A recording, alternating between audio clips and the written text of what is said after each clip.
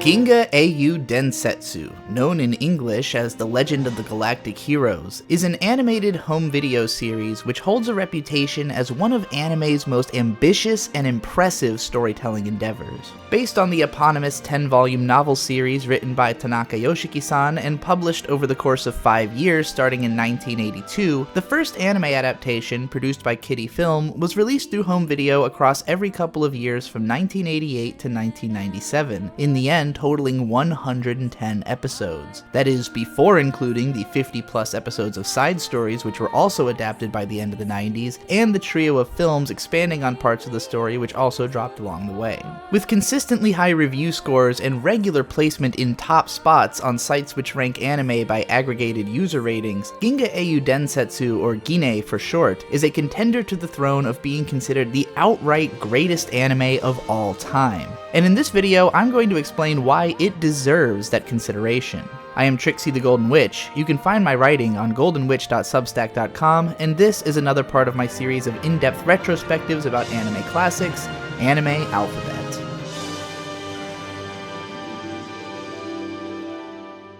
In spite of its sterling reputation, Gine has never been one of the most popular Japanese animated shows, though it has continued growing in worldwide acclaim through word of mouth and increasing availability over the decades. Each episode of Gine was released on VHS week by week via a subscription service in 26 to 37 episode bursts across every couple of years, and it was then compiled into still very massive collections. It would have been fairly expensive to engage with it in its original release, and word of mouth about the series didn't reach Western audiences enough for any attempts at official localization to take off until the late 2010s, when Sentai Filmworks finally made the series available for streaming on their High Dive platform to viewers in the US. Complete fan subs of the series in English have been online since 2005, and with most illegal streaming sites housing as much anime as they can possibly get their hands on, the availability of the series to curious English-speaking fans had first exploded in the late 2000s, leading quickly to its overtaking of the top-ranked spots on sites like AnyDB and MyAnimeList, and eventually developing a reputation just by sitting in such a visible position on those lists. Gine has struggled to reach the higher echelons of popularity enjoyed by so many of the other most beloved anime of its time, thanks to its reputation as being somewhat daunting. With over 100 episodes and hundreds of named characters introduced therein, the show is powerfully dense with narrative, and is an epic military and social political drama set across the vastness of space. Its characters, while handsome, are realistically stylized, and there aren't a whole lot of women or young people in the cast. The dialogue is extremely formal, with most of the interactions taking place between active military personnel, and the show's extremely frank and cynical portrayal of the horrors of war can weigh heavy on the mind and heart. It is by some descriptions depressing, and by some boring.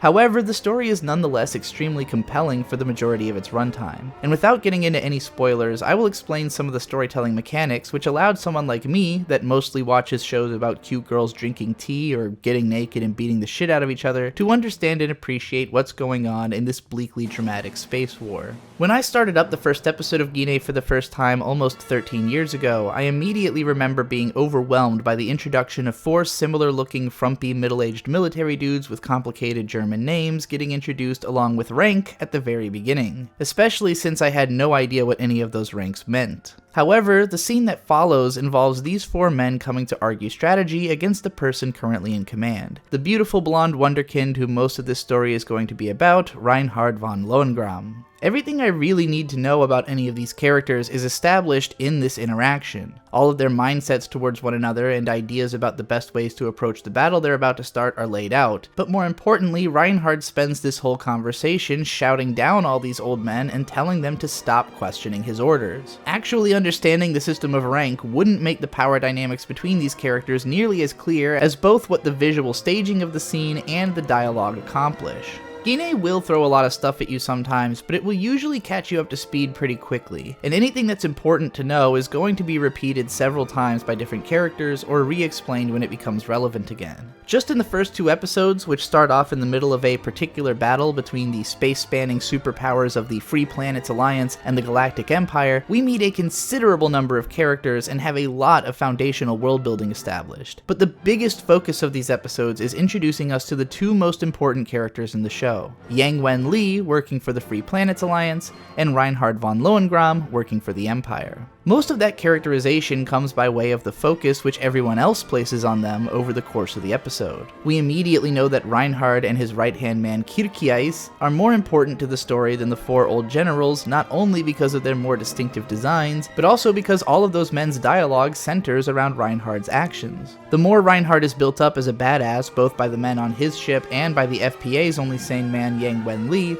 the more impressive it is in kind that Reinhard has taken notice of Yang. The reason for that notice becomes clear as their tactical battle ensues, as does what I would consider the framework of Ginei's first arc. I don't think it has an official name, but I like to think of the first 26 episodes as the Changing of the Guard arc. Most of its stories show us the incompetence and arrogance of the people in prominent positions on both sides of the conflict, which get them killed when hyper-talented newcomers start rising up the ranks and posing a threat to the stability of the conflict. The first episode's most bitter story is that of Yang's good friend Jean-Robert Lapp, whom Yang regards as essentially equal to himself as a reasonable mind amid the ineptitude of the FPA military. Considering how important Yang will quickly become to said military, it's insane to think what could have been had Jean not lost his life thanks to his commanding officer's refusal to listen to his advice right in the first episode. Yang, on the other hand, only loses his commander, promoting him to the position to start making the tactical decisions which will allow him to subvert a total victory on the part of the Empire. Yang's ability to make great tactical decisions comes from his instinct in predicting his enemy's tactics. Because Reinhard is a perfect warrior and Yang knows his own military's obvious weaknesses, he can predict what Reinhard is going to exploit and try to prevent him from being able to exploit it fully.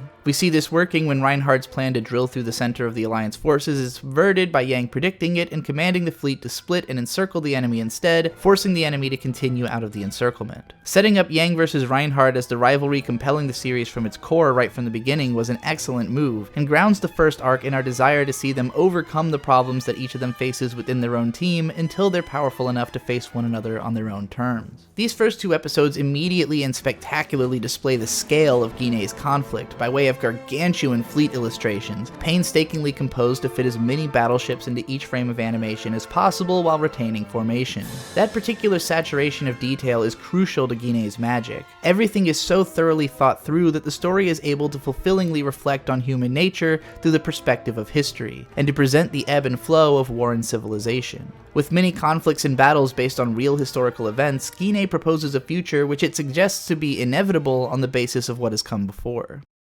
You will notice that even though Ginei is a science fiction series spanning an entire galaxy in scope, it does not contain any presence or discovery of extraterrestrial life. Futuristic technologies that make its premise possible include artificial gravity and faster-than-light travel, here made possible through the discovery of subspace. Basically, you can generate a distortion in space-time to pass an object instantly across hundreds of light years through subspace, a discovery which allowed humanity to colonize as much as they could of the entire 100,000 light-years of the Milky Way galaxy hundreds of years into our future and hundreds before the start of Ginei's story. A history lesson bridging the history from our time to that of the story is given in brief across the prologue chapter of the first book, and adapted later in the anime as a historical documentary being viewed by one of the characters. This is appropriate given that the prologue is written in the exact same way, whereas the show in its entirety is written like a dramatic retelling of a real period in human history, with the narrator not only helping us to keep track of our place in the story, sometimes summarizing the ramifications which have rippled out over the galaxy as a result of the story's events, but also commenting sometimes about the opinions of historians who have studied this period after it passed. It isn't so much a historical record, since we witness events in real time and get to hear the characters' thoughts which they never transcribed anywhere, but we are nonetheless to consider that all of the events on screen factually transpired in the history on which the narrator is reflecting in his summary of the story. Specifically, Ginei is the legend of the largest military conflict in human history. It transpires over the largest imaginable distance of human occupation within a time period that it's reasonable for people of our time to even consider imagining, and at the largest scale which is physically possible inside of that space. What Ginei's history led to was the existence of two galactic superpowers defined by the shape of the galaxy itself. In order to maintain supply lines, starships usually need to remain within relatively short distance of occupied planets and supply stations that are on their side. However, there is one part of space that's extremely difficult to get from one side to the other of, except by way of two spatial corridors, one of which has only a single inhabited planet in the middle of it to make travel possible, and the other which was artificially made traversable when the Galactic Empire stuck a moon-sized fortress in the middle of it when they eventually had to deal with the emergence of a competitive nation-state in the form of the Free Planets Alliance. Alliance, formed by those who fled the Empire in its fledgling state and eventually colonized the other side of the galaxy. In between the two galactic powers sits the planet Phezon, which is nominally controlled by the Galactic Empire, but has been allowed to self-govern so that they can have a trade relationship with the Free Planets Alliance as well, and essentially act as a back end for both sides' attempts to have dealings with one another. As such, Phezon's existence is made possible by the continued state of conflict between the superpowers, and its flexibility in dealing with them is extremely lucrative to the people in charge of the place, so they try to keep that conflict going by stoking the fires on both sides wherever they can get away with it.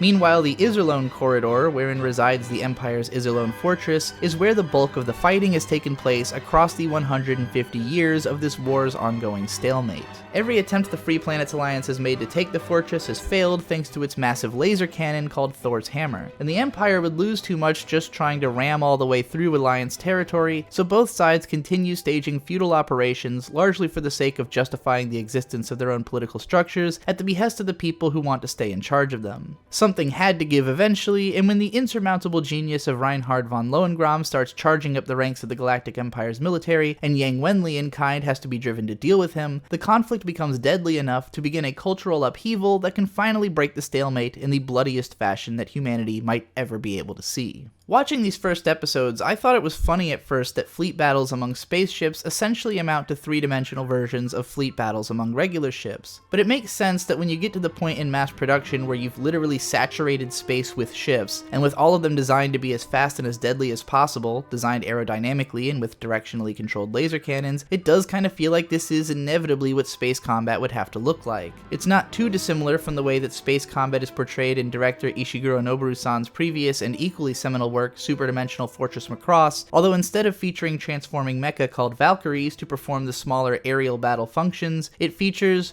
well, basically transforming mecha called Valkyrie that seem a little more down-to-earth compared to anime's usual fantasies. Whereas Macross was aiming to be a love story on the backdrop of great battles, Ginga is a story of great battles on the backdrop of greater battles. There is clearly some level of fantasy to Ginga's story, as it imagines hundreds of years of humanity's unpredictable future by supposing yet unproven scientific concepts to be discovered, but it tries its damnedest not to overstate the impressiveness of humanity's ingenuity. There is medical prosthetic technology, self-driving vehicles, terraforming, and other stuff which is already either becoming possible or easy to predict is coming. But that's pretty much it. Most of the stuff that humanity has perfected is that which is used to wage war. My favorite new discovery is the nigh-undetectable and highly explosive Zephyr particle, so often released onto battlefields that ground combat has returned to hand-to-hand, with warriors preferring axes in order to chop through the armored spacesuits that they fight in. Honestly, I'm willing to accept the extreme number of insane axe deaths as a fair trade for the lack of Gundams in this show as a concession to the rule of cool. Still, it's the meticulous attention to historically influenced, romanticized realism which makes Ginga so noteworthy,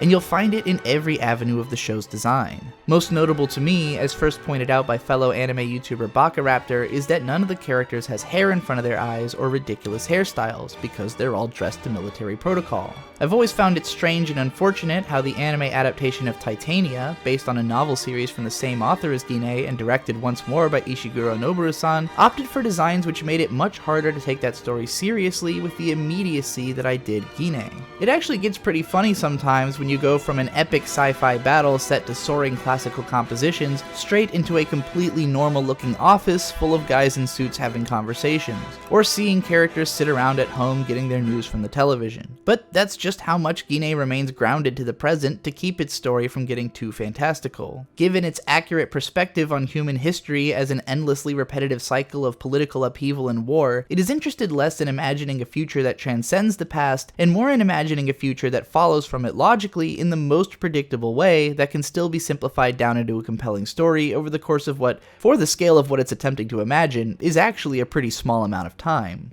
There is so much tiny detail packed into making this future feel tangible and its characters and their conflicts believable so that it really feels like history in the making. You'll gradually notice things like how the guys in the FPA are always drinking tea and spiking it with brandy, while the Empire's admirals really like scotch or downing glasses of champagne and slamming them on the ground. That's going way beyond the obvious stuff you'll notice immediately, like how the FPA is founded in Western democratic politics and socially resembles a miasma of the USA, UK, and modern Japan, whereas the Empire has been been founded on iconography not dissimilar to World War II Axis powers, and an elite class pulled out of Revolutionary-era France that worships Nordic gods. FPA cities are bricked with unfathomably massive skyscraper blocks, and people mostly live in austere metallic apartments, whereas commoners of the Empire mostly live on farms and are kept to simple lives, while the elites eat through their taxes to live like pompous assholes. Even more interesting are the ways the superpowers resemble one another. Most of their technology is practically identical, as well as the tactics available to them in combat. Their militaries have similar cultures of viewing battle and death as glorious. Both governments are rife with corruption and have tossed away countless lives to their careless commands. In neither culture is the study of history given great importance, and so Yang's unique understanding of it is one of the biggest advantages he has in being able to tell what's going on in the complicated political landscape surrounding him. The third episode shows us the depth of the corruption in Yang society when he returns to his home planet of Heinesen to hang out with his adoptive son Julian and his military buddy Dusty Attenborough. He is upset to see the FPA's Secretary of Defense, Job Trunit, who never appears on the front lines of battle, giving a speech to glorify those who gave their lives, in the name of stoking the fires of war even further. Jessica Edwards, the wife of Jean-Robert Lapp, whom we saw dying with her picture in hand in the first episode, arrives at the ceremony to ask Job where he was when her husband was giving his life for democracy, literally quoting "Bring Your Own Bomb" by System of a Down. Jessica is removed from the premises and then attacked in the streets by a gang of zealous nationalist terrorists until Yang shows up to rescue her and bring her home. This leads to a tactical battle between Yang's friends and the patriotic Night Corps, until Yang, who is acutely aware of Job Trunit's personal involvement with the PKC, calls on him directly to ensure Jessica's safety, or else incur his wrath. Afterward, as a result of his prowess during the opening battle, Yang is also given a promotion to the rank of Rear Admiral and command of a small misfit fleet with which he is expected to produce a miracle by unexpectedly taking Iserlohn Fortress. Episode 4 then explores the corruption in the Empire through showing the backstory of Reinhard and Kircheis' childhoods. Coming from a broke noble family, Reinhard enjoyed a humble middle-class upbringing as the next-door neighbor of Kircheis. Meeting Reinhard's sister for the first time, Kircheis is instantly infatuated with her, and Anna-Rose, seeing the slightly older and larger boy, asks him to take care of her younger brother, unwittingly defining the trajectory of the rest of that boy's life as Reinhard's second half. We are shown how Reinhard is not in need of protection in the literal sense, since he is more than willing to end any conflict that bullies try to start with him by way of immediate retaliation. Rather, Kircheis has to keep Reinhard from going too far and losing his humanity in a psychopathic rage. Reinhard's mentality only gets worse when the sleazy Kaiser in charge of the Galactic Empire happens to see his older sister on the street one day and decides to take her as a concubine. His father sells out his own daughter to the Kaiser for the sake of status, and Anna-Rose accepts her fate on the premise that Reinhard will have a better future. Really, they've all put the future into the hands of the unimaginable rage of a young genius, who almost goes too far and gets himself in trouble trying to take immediate violent retribution on the nobles that took his sister away, before escaping with Kircheis and making a vow to accumulate not only enough power to get his sister back, but also to ensure that no one could ever take anything from him again. Kircheis agrees to follow him in this ambition, and we have already seen the progress that each of them made by only age 20 at the beginning of the show. It won't be long before we see Reinhard give a similar speech again, this time outright declaring his intention to seize the entire galaxy. With that pack of introductory episodes, the stage has been set for the chess game of the universe to play out, which was actually the original name of the first novel before it was published. It's not a meme to say that the entire show is a game of 3D chess, besides the fact that the characters are shown literally playing 3D chess in-universe multiple times. The whole thing plays out move by move, but we get a lot more context into what those moves actually look like beyond the abstraction of a game board by way of all that established world building and character motivation. After all, these pieces have a will of their own, and if Reinhard and Yang really had just been players sitting at a table against one another, the battle wouldn't have been nearly as long or told us really nearly as much about the human condition. Instead, Reinhard and Yang are also pieces on the board, and none of the pieces is assigned permanently to any particular side. It is appropriate that Adrian Rubinsky, the landlord of Fezzen and Lex Luthor type of the Ginga universe, is not talked about by other characters or involved in as many dramas as Yang or Reinhard is. His manipulations often tip the balance of the conflict so that it continues on, even at points when a power imbalance could have allowed one side to push to victory.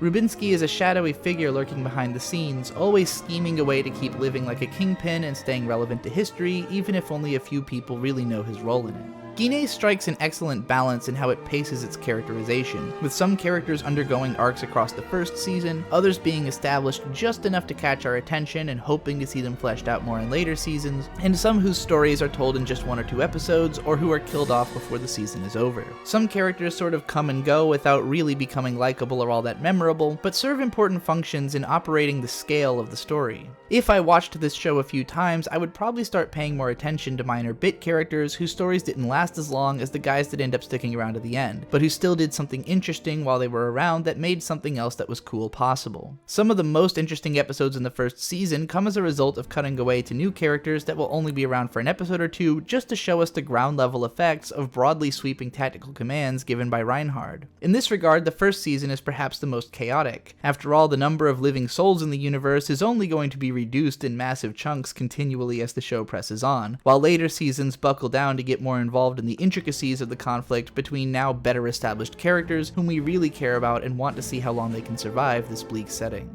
Reinhard von Lohengrin makes the most sense to consider the protagonist of Ginna because his ambition to seize the universe is the driving force behind all of the change that ripples out through the story's setting. Yang Wen-li might be even more important to the heart and soul of the story, however, as he is painted as its moral center by his complete lack of desire to fight, distaste for war, and absolute belief in upholding democracy. Yang is always put into a reactive position because his only personal ambitions are to get to retirement as quickly as possible and continue studying history. Having grown up poor and lost both of his parents early, Yang joined the military because it was the only clear way towards any kind of livelihood, and because the military offered the only free ride to college which would allow him to study history. Ironically, the history program would be cut after just his first 2 years in school, so he ended up studying tactics for the next 2 years instead, and thus he became the only person in the entire FPA with a firm understanding of the relationship between those two subjects and how they should be definitional in the approach one takes to actually winning a war. It's hard to blame Yang for not wanting to push himself fighting for a government as corrupt and awful as the Free Planets Alliance has become by the start of the story. In spite of the military having practically swallowed the entire culture of the FPA, it is run incompetently at the behest of politicians who can't imagine another solution to their crumbling economy and increasing debt to Fezzen other than continuing to try and beat back the Empire. At the very least, any minor victories that they can rack up in this effort tend to spur the populace into jingoistic war support and allow the politicians who encouraged those war efforts to keep their positions. Yang doesn't want to play ball with those kinds of people, but his ability to save the military from total humiliation time and again with his tactical acumen makes him very popular with those kinds of people, and so he is pushed into the role again and again in spite of his own protests and desire for other solutions. All of this is witnessed by the people directly surrounding him, who grow to share his indignation and exasperation with the ways of the state, and also to understand his viewpoint that leads him to his own decision-making. His adoptive son, Julian, is heavily inspired by Yang and wants to follow in his footsteps by joining the military, but also offers a somewhat harsher and less nuanced perspective, which Yang often hopes to course-correct through his lectures. Frederica Greenhill is assigned to Yang's fleet as his second-in-command, essentially as a way of keeping tabs on him as she is the daughter of his boss and known for her perfect memory. She has a very positive opinion of Yang anyways from having been helped by him in the past and continues following in his footsteps going forward. Dusty Attenborough is one of Yang's wisecracking friends who knows how bad things are and isn't trying to be quite as crushed about it as Yang is. One of the great parts of Ginna is how in between the uptight coordinated military discussions and climactic scenes of noble people totally losing their shit before getting killed, there are also quiet scenes of smart people having quippy conversations reflecting on the events of the story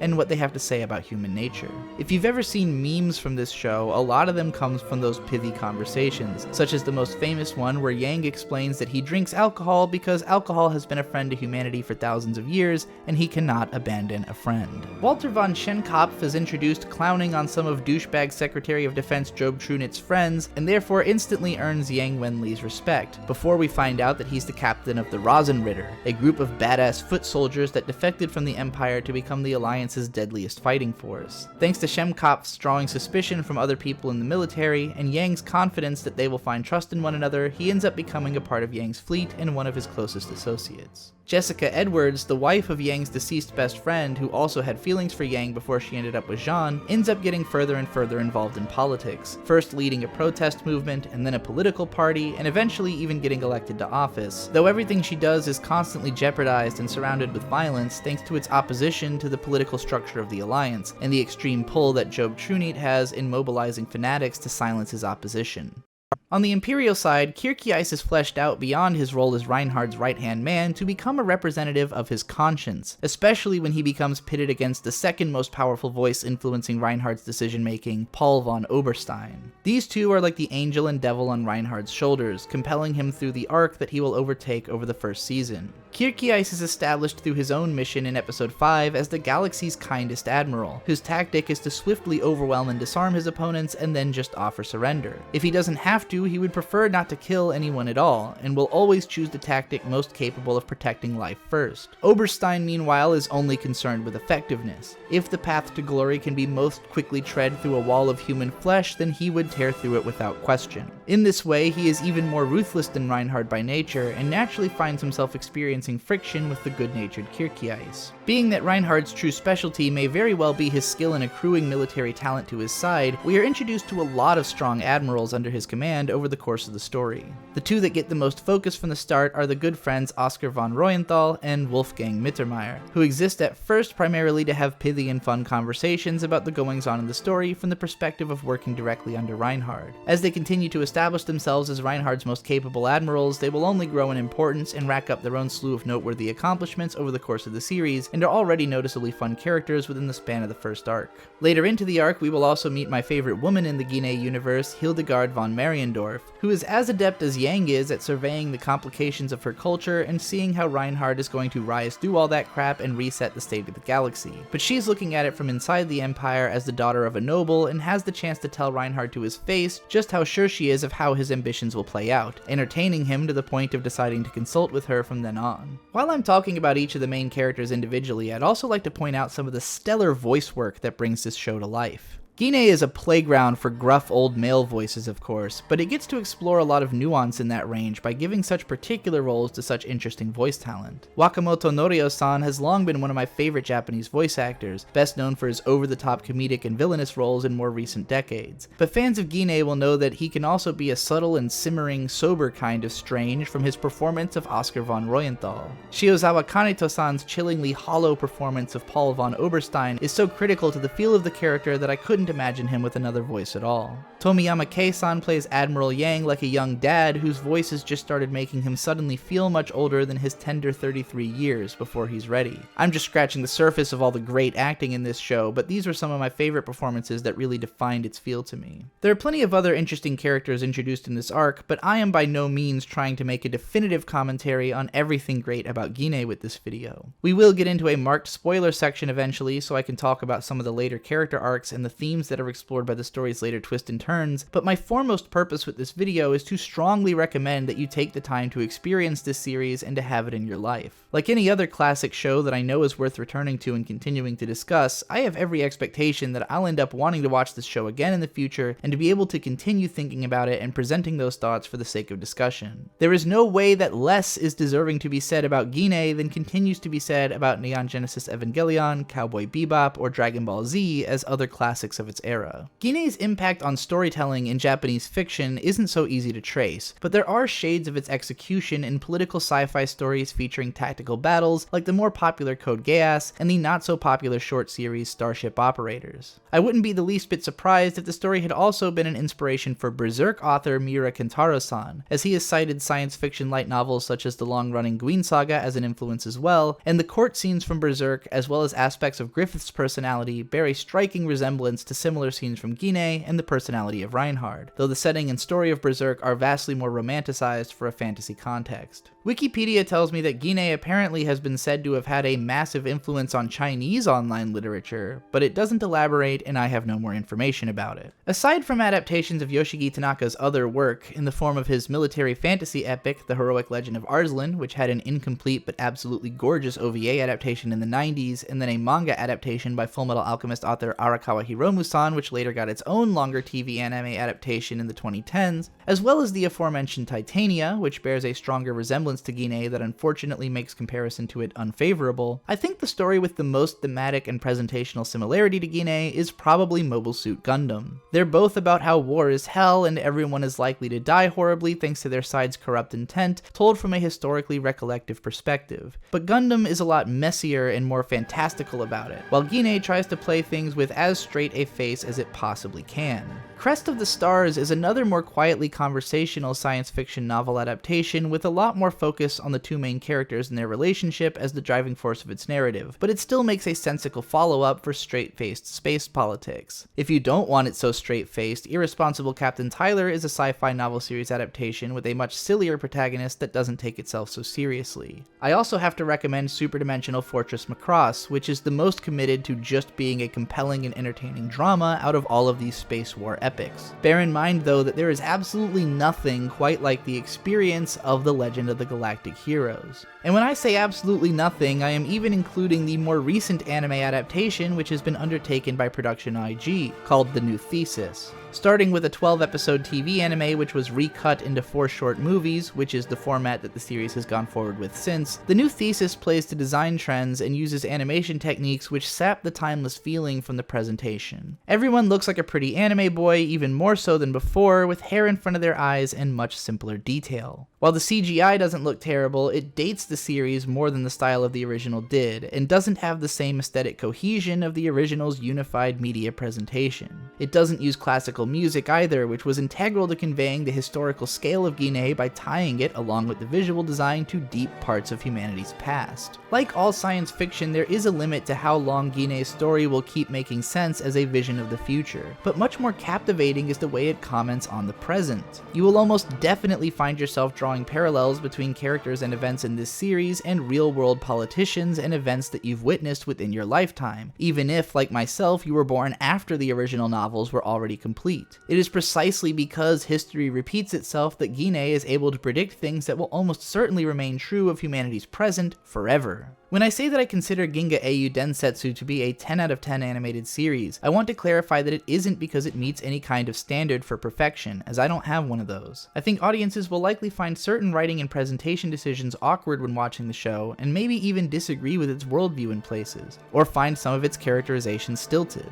On some level, I think it's challenging to find any of the characters truly lovable, considering that all of them are personally responsible for large amounts of death. It isn't just the scale of the series that makes it fantastic. Actually, compared to the complexity of One Piece at this point, Ginga is almost simplistic, although it has a bigger weight on its shoulders narratively in that it has to preserve a sense of realism across the whole shaping of its universe. How well it accomplishes this may be a matter of debate, but the worldliness of its approach, with its deep grasp of history and extremely complex tactical and political scenarios, is almost unmatched in storytelling. Game of Thrones was never as compelling or complex in its political machinations, and ends up feeling like it has to sell itself on grimdarkness like a half-baked berserk by the end, in comparison to how Ginga holds up all the way through. The scale and complexity is one thing, but the height of Ginga's consistency is almost without compare. It might not be the prettiest anime ever made, but it gets the job done where it counts, and the art design is spectacularly tailored to the telling of the story most effectively. It's incredibly difficult to imagine pulling off the same concept better than how this story did it, or adapting that story to animation more fulfillingly than Kitty Film did.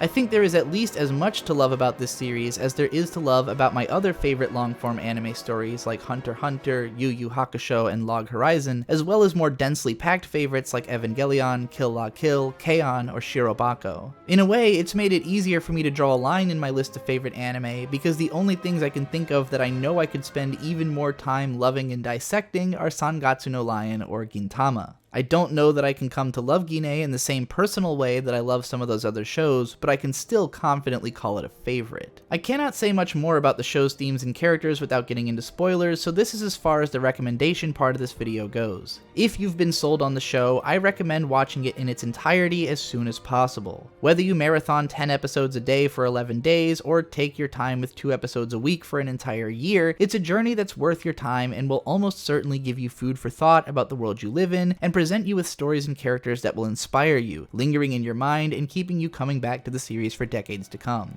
If nothing I've said about the series yet makes you think that you'd be interested in watching it, then you probably won't be, but if this seems like a show you'd enjoy on any level, you almost certainly will. Spoilers can be difficult to avoid for this series, as it almost seems intent on even spoiling itself. Episode titles, next episode previews, and even the narrator just telling us after certain conversations that these were the last ones the characters would ever have almost seem to be making making fun of us. But even knowing a couple of major key spoilers going into the series, I was still surprised consistently with how those events actually played out, and impressed with how much the show kept me guessing down to the wire with red herrings and misdirects. It is a very cleverly written show that knows how to hit every single time it needs to, and that great storytelling instinct keeps it compelling from start to finish. This is the last time I will urge you to watch the entirety of Ginga Eiyuu Densetsu before continuing with this video, as I will be spoiling the series in its entirety from this point forward. If you just want to know what the next episode of Anime Alphabet is about, H is going to be for Haibane Renmei. Don't forget that you can support this series by subscribing to my Substack blog, goldenwitch.substack.com, where I also post exclusive written articles and podcasts, or by visiting patreon.com/goldenwitchfire and getting access to those podcasts there. You should also subscribe to my music channel, Branches of Yig, where I review albums and singles, interview artists, and post my own original music.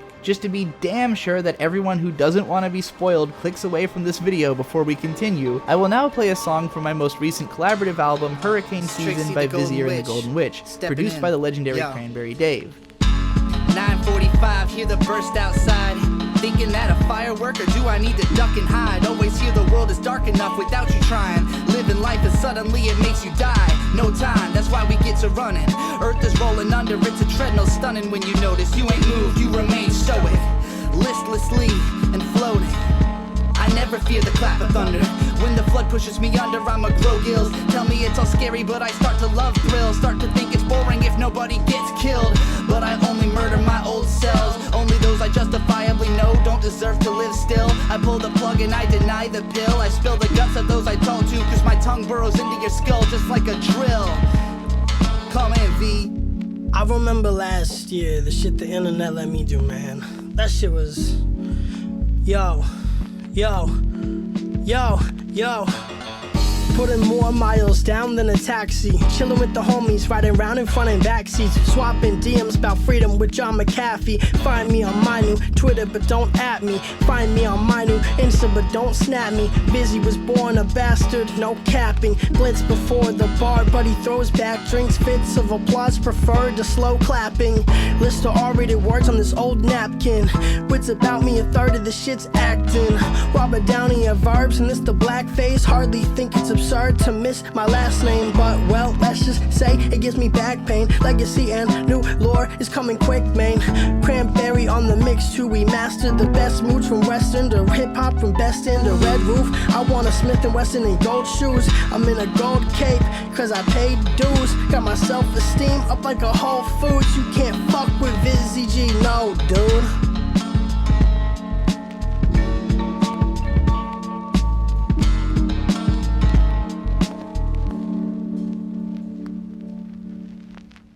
To me, it didn't seem like Ginga Eiyuu Densetsu ever wanted its audience to believe that Reinhard would stop short of seizing the entire cosmos. All of the iconography, from the opening themes to the show's posters, make it pretty clear that watching Reinhard accomplish exactly what he says he's going to do is exactly the point of the show. And the intrigue is entirely in watching how the journey from points A to B plays out. Ginna is the story of a generational shift that causes the total upheaval of a long-standing social stasis, which involves the largest loss of human life in all of the species' history, as well as the biggest requisition of power ever attained at the hands of an individual person. Beyond just that it is a chess game or imagining the inevitability of humanity's biggest war, it is most particularly the story of the foundation of humanity's greatest empire. The writing on the wall that the Alliance is going to lose horribly to the Empire is written right from the start of the show. Yang's existence only barely gives the Alliance enough edge not to get instantly overtaken by Reinhardt's determination, and it's immediately obvious that the Alliance just doesn't have the power structure to deal with Reinhard after he seizes control of the Empire at the end of the first season. The only way that Yang could have competed with Reinhard directly would have been to copy his autocratic tactics and, even if only briefly, acted as the supreme commander of mankind until its unification. To do this would be to disobey the fundamental principles guiding Yang's behavior, and so of course he never seizes the opportunity even after the collapse of the Alliance. If he was ever going to just succumb and work for Reinhard, he probably would have done so by defecting right at the beginning of the story to the team that he predicted was going to win the entire entire time. Instead, Yang's existence is representative of the ideological heart which will keep humanity from ever totally accepting even the most effective autocratic rule except by force. Over the course of the first season, we witnessed a total upending of power structures governing both superpowers as their conflict escalates. Reinhard roots out the malefactors in his own society by process of elimination until he rises through a lucky power vacuum and inspires the largest civil war in human history when other factions of nobility foolishly attempt to thwart his reign to continue the lives they're used to.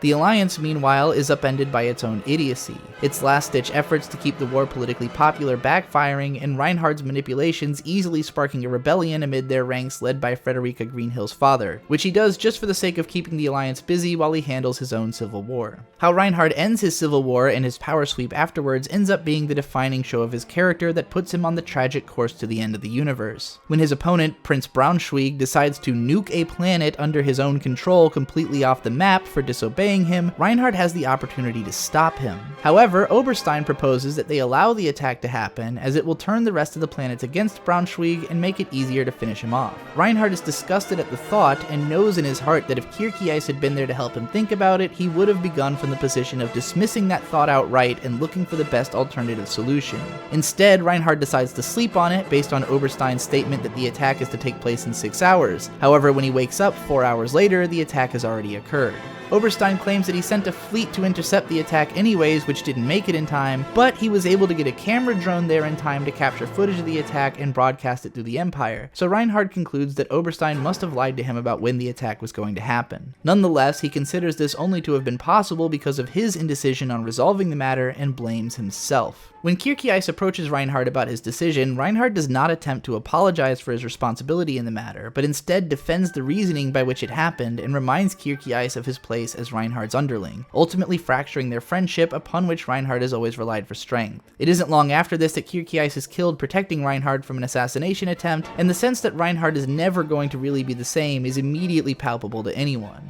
In this moment, his emotional defeat is as cemented in place as his inevitable victory over the universe. No matter how far he goes in realizing his ambition for the sake of the ideals it was founded on, he will never be able to know happiness in this universe which he conquers without his best friend to share it with. Even his sister, who has now lost the man she secretly reciprocated love for to her brother's ambition, decides that she can no longer live under her brother's direct supervision, and Reinhard resolves not to see her at all until he has seized the universe. I think it's definitely true that history became worse than it would have been after the death of Kircheis, although it also causes Reinhard to become more hastily rounded as a person. One of my favorite parts of Reinhard's character is how he's so resistant to disagreeable information that he will refuse to look at people when they say things he doesn't want to hear. This behavior holds up over the whole series, but we will never see him so willing to suffer someone's words as he had been with Kircheis. Even when he eventually finds love with Mariendorf, it is after having asked her in a fury why she is allowed to have brought him as much news that he didn't want to hear as she has by that point in the series. Reinhard at once becomes darker and more ruthless in his tactics without Kircheis, but also softer and more protective towards the people around him, with more and more value put into his other subordinates, just as Oberstein always felt there should have been.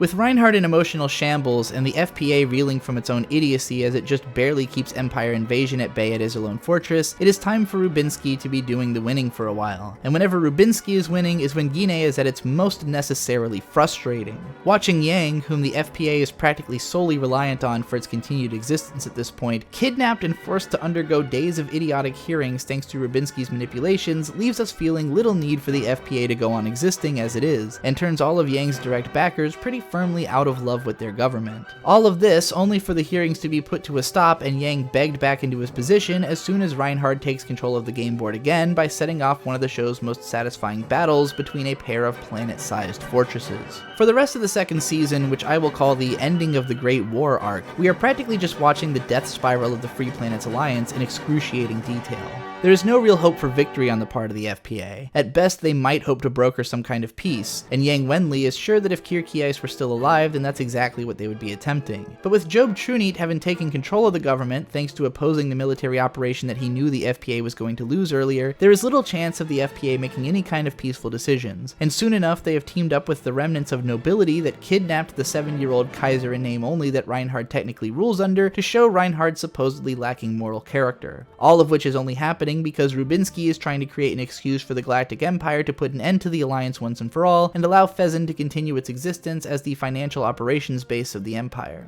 A bulk of this arc is dedicated to showcasing the ironic contrast of history's best-run autocracy versus its worst-run republican democracy. Reinhardt is so capable of popular reform and has so much trust from his constituency that the population is legitimately happy to be under his rule, but to be satisfied with allowing the reign of any autocratic power is unacceptable to the idealists of democracy such as Yang and the Alliance's oldest trusted admiral, Bukak. No matter how great a ruler Reinhardt himself may be, the systems he governs by will still lead to problems as soon as he isn't in charge. Yang's commitment to enacting the will of democracy is such that he even accepts how the results are often foolish. Better to have been hoisted by the foolishness of a majority than by the will of an individual, I suppose. Personally, I'm inclined to disagree with Yang that the FPA is even truly democratic to begin with. Considering how much the political class is capable of exterminating competition and manipulating the populace, it seems more fair to consider them an autocratic government with a step or two removed. I think Julian's perspective later on, that democracy will eventually make sense again after Reinhardt's era is over, ends up being a more responsible mentality than dying on the hill of absolute loyalty to democracy as Yang ends up doing.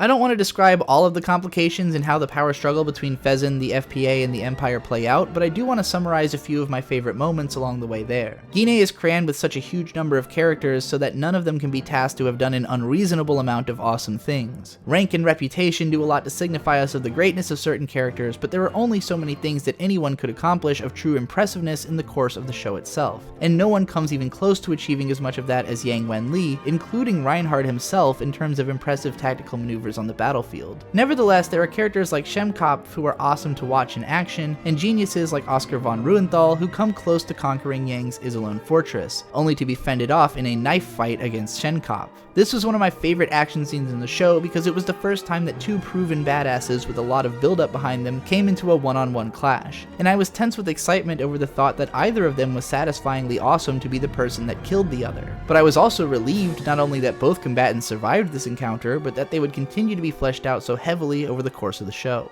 One of the things I find most genius about Ginga is how it deliberately sets up situations that are meant to create mixed feelings in the viewer by seeming more satisfyingly historical than satisfyingly dramatic. During the one clash between Reinhardt and Yang at full power, Yang has Reinhardt's life within his hands and narrowly misses the chance to likely end the Galactic Empire then and there because of the last-minute arrival of other admirals thanks to the advice of Mariendorf leading them ahead. Reinhardt lives in the shadow of having spiritually lost to Yang and never truly gotten the chance for revenge for the rest of the series, and the way that Yang eventually dies couldn't have even made sense as anything other than a way to blue ball Reinhardt even worse. But I think it all shakes out as fair in the grand scheme of what this conflict really always was. If the Free Planets Alliance had ever been a well-organized government that listened to Yang the way that the Empire listens to Reinhardt, then he probably could have won the war years ago. Yang would have to seize autocratic decision-making to make this happen as Reinhardt did, and his unwillingness to have done that is what allowed the Empire to ever stand a chance against him in the first place. Yang was never going to lose the tactical battle to Reinhardt. It was always an ideological battle he was fighting against himself that guided his actions. Reinhardt's greatest skill was always the acquisition of power by way of talent, which he managed by rewarding only loyalty and merit and harshly penalizing faults in either. Yang was always stuck with whatever he could get, while Reinhardt was always taking whatever he wanted. And what he wanted the most was anyone that could come close to doing the exact same thing that he was doing, and who only submitted to him because he was clearly the best person to lead the operation. Beyond Yang, Bukak, and Attenborough, as well as Merkatz for the period of time when he's an admiral in Yang's fleet, all of whom could be considered among the ranks of the best admirals alongside the most heralded of Reinhardt's command, there is no one else in the FPA that compares to the next 10 or 15 of Reinhardt's best guys. Even if she can't truly replace Kircheis, being as she never ends up commanding troops herself, Mariendorf reaches a point of understanding and effect on Reinhardt that she can start to act as the brighter part of his conscience and to fill in the gaps of his reasoning as Kircheis once did.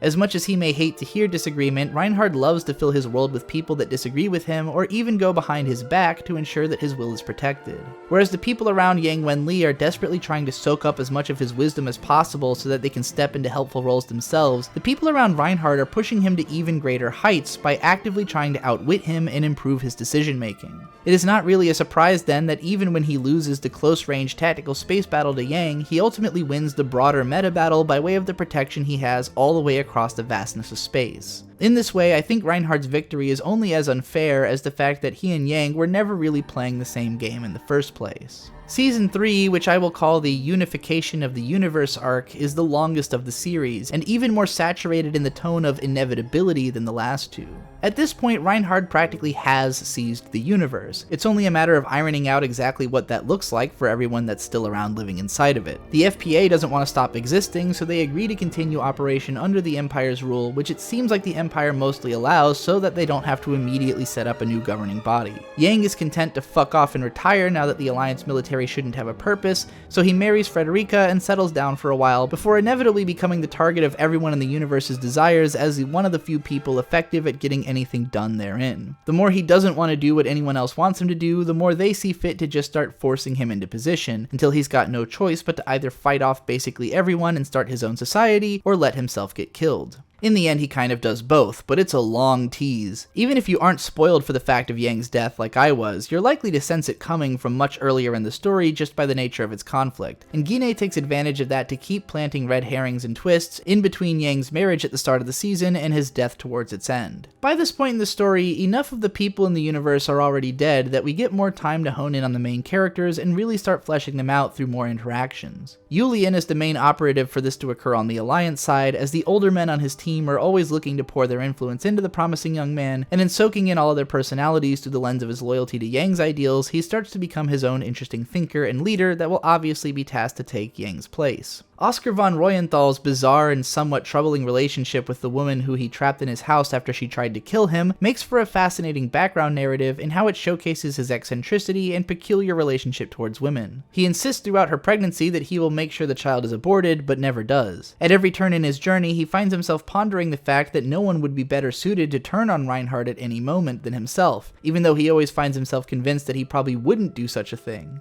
Oberstein doesn't change much over the course of the show, but it's interesting to see the way that other admirals grow in contempt for him over time, suspecting his pulling the strings that led to the death of Kircheis. Whether Oberstein really did even think that getting Kircheis killed was a good idea or not, the most astute observation someone makes about him is that he seems willing to take on all of the most hateable roles and positions as though he's preventing anyone else from having to do the same. Considering his introduction to Reinhard, Oberstein seems to see himself as someone only granted the opportunity to even exist by having been born in a more liberal era, and therefore lucky in every moment that he gets to keep surviving. To him, being despised is a step up from the natural genetic destiny considered for someone like him, and therefore he will take on the responsibility of being the most hated person in the Empire so that Reinhard can be the most loved. I don't think he truly views himself as belonging to a lower position than Reinhard, but rather as the other side of that great power's coin. In this way, I think that for all of his seedy tactics, Oberstein truly wants what is best for Reinhard more than anyone, and probably didn't actually intend for Kircheis to be killed in such a way, or even for Royenthal to be put in the position that he is during the final season.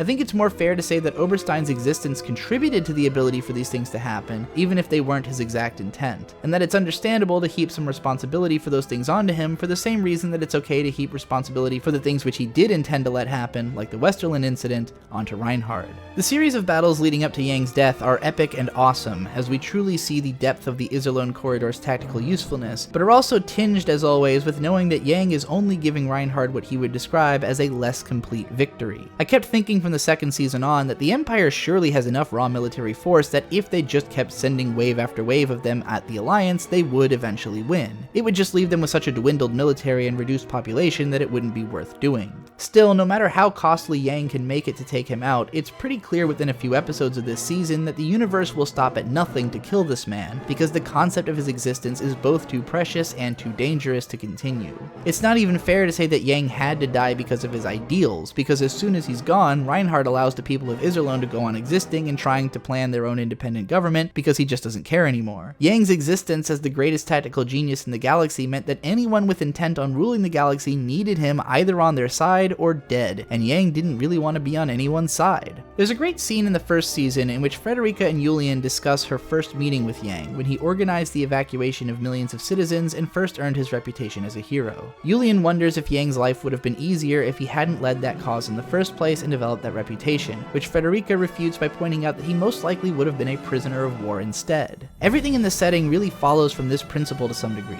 No one necessarily wanted to be fighting in this war, so much as that they found themselves involved in it because of the totality of its effect on society. It's hard to say what Yang would have ended up doing if he never joined the military, because we don't learn much in the show about what life is like for citizens on either side of the conflict. But the only reason he did so was because he didn't have any other opportunities and wanted the chance to study history. Every step of the way, everyone in this conflict is stepping into the shoes that fit them, and in Yang's case, those just happen to be massive shoes that he didn't want to wear. Yang was never really in a fair fight against anyone because of the misfortune of his birth, but he also ultimately went down for the preservation of his ideals. I do find him kind of selfish in that he drags his entire crew into this losing battle over ideals which many of them feel much less strongly about, and would rather encourage him to try taking control and putting up more of a fight, even though they end up making the decision to obey their loyalty to him anyways. I think the story lets everyone else and even Yang's soul off easy by only killing him, and then letting his ideals potentially live on with the people that he inspired. Or maybe it's fair to say that his ideals were so inspiring and how they led him to greatness, even in the eyes of his enemies, that they couldn't truly bring themselves to let those ideals die out. Either way, the death of Yang cast an enormous shadow over the whole rest of the story, and once more cements Reinhard into the pit of misery that one of the people who made his living worthwhile has been erased again. Gine's final arc is the only one in which true dramatic surprises occur, and feels less inevitable than what came before. I think its desire to give strong dramatic closure to all of its most interesting characters is a noble one, and it preserves a sense of tragic historicity in how those events are portrayed, even if I also get the feeling that Tanaka Yoshiki-san was trying to tie as big of a bow on the series as he could so that it could have a sense of real closure. As much as I would enjoy a sequel following Felix Mittermeier and Alexander Siegfried von Lohengramm into adulthood, in a world wherein Julian has become a more legendary figure than Yang ever was, it's hard to imagine accomplishing this without treading too much of the same ground that the first series already did. I do find the ending of the series to have been immensely satisfying, even if I don't think all of what happens in the final arc felt as necessary to the story's foundational communication as what had come before. Much of the drama in the final arc is created by the Church of Terra, which goes to show just how much easier it is to create destruction and chaos than to be the genius that can bring the whole universe together. The insane cultists, willing to make life difficult for anyone they're told to by their nonsense-spouting leaders, make a convenient political tool for both sides at various points, and so it might be that everyone deserved to be undone by them that was, bastardly as the cult truly is. Much of what they instigate throughout this arc is mostly done to frustrate the viewer, but also create the context for a bunch of characters to make badass final stands that we are likely to always remember them for, even if they never should have been in those positions. But then, none of what happened in this show really should have happened, I suppose. If Royenthal was always fated to die, then it was for the same reason as Yang Wen-li. There just can't be this many people with this much power running around inside the universe. Even Oscar himself realized this over and over again, almost like he's accidentally activating the law of attraction to pull a reason for his rebellion into his life. He is so easily set up that it's hard to imagine he could have made it too long without someone trying to do it. And since he's a completely insane person, he just kind of runs with it to the end. For us, this means getting to see one of the wildest tactical space battles involving some of the greatest tacticians performing at their heights, as well as one of the coolest dragged out deaths in anime history. And yet all of it is bitterly frustrating to have to watch to happen to one of the show's best characters at the behest of its most hateable.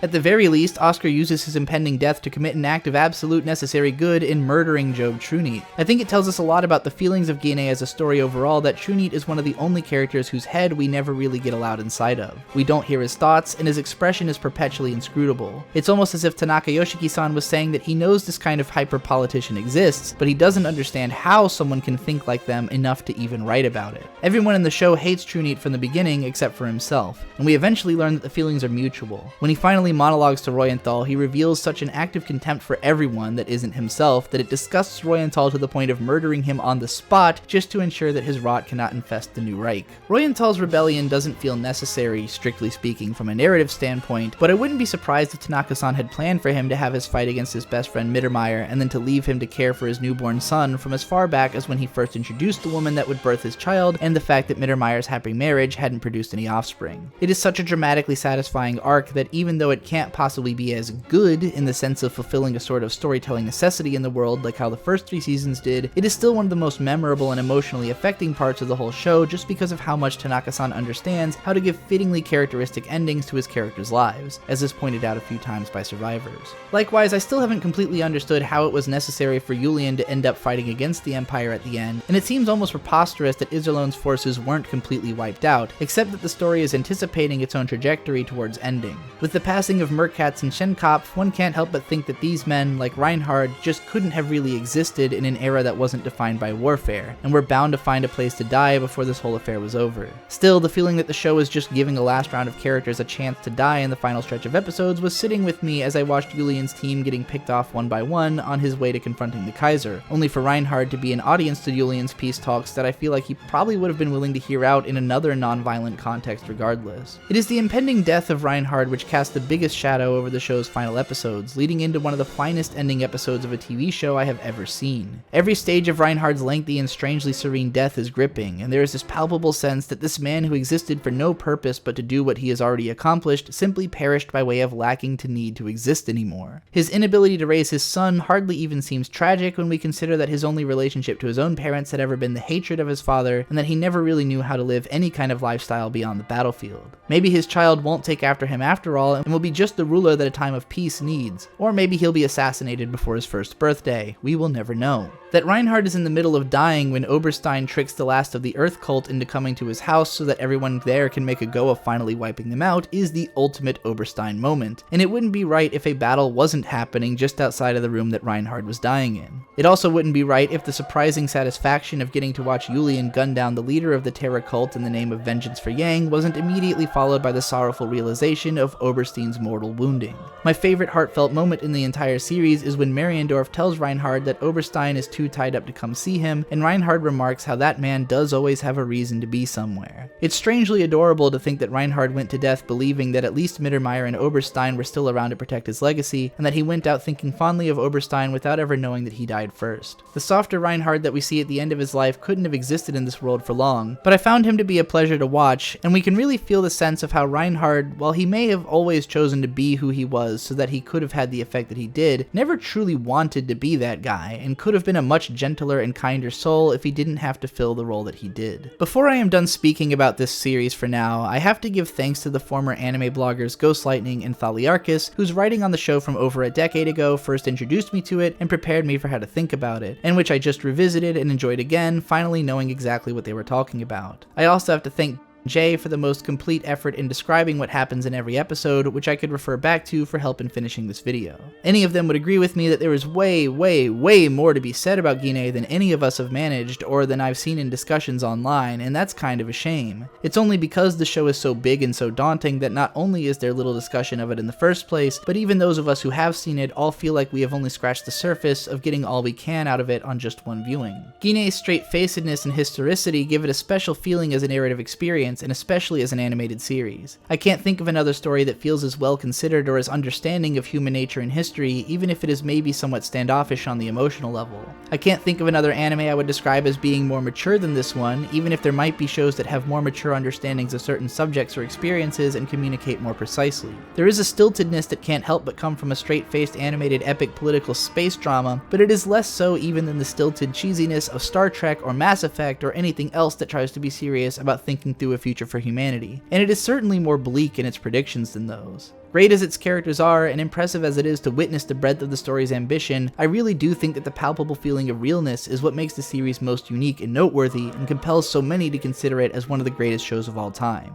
It just nails that combination of classily worldly storytelling and brutally heart-killing drama in a way that even the best HBO shows only pretend to on their way to middling conclusions. I mentioned before that there were 3 films and more than 50 episodes of side stories for Ginga Eiyuu Densetsu, though most of it seems pretty fanservice-y and unnecessary from what I've read as compared to the original story. Nonetheless, I will make another video covering all of that content as soon as this video reaches 50,000 views, and provided this video doesn't completely bomb, I'd love to keep revisiting Ginga in the future. Even though it took me more than a decade from when I first checked out an episode of the series to when I finished it, I feel as though my relationship to this anime has only just begun, and like I haven't been able to find yet the surely unfathomable number of words I could spill about it. There is so much packed in here that it deserves a surgical dissection, and that isn't easy to perform on such a massive body. Nevertheless, I think this show can still be more interesting to talk about today or tomorrow than most of what will newly be released in that time. If you liked this video, I implore you to subscribe to this channel, Yig Studio, to watch the rest of the Anime Alphabet series, and to support me on Substack or Patreon using the links below, as well as to subscribe to my music channel, Branches of Yig. Thanks again for watching, and always remember that all of the lights in the sky are stars.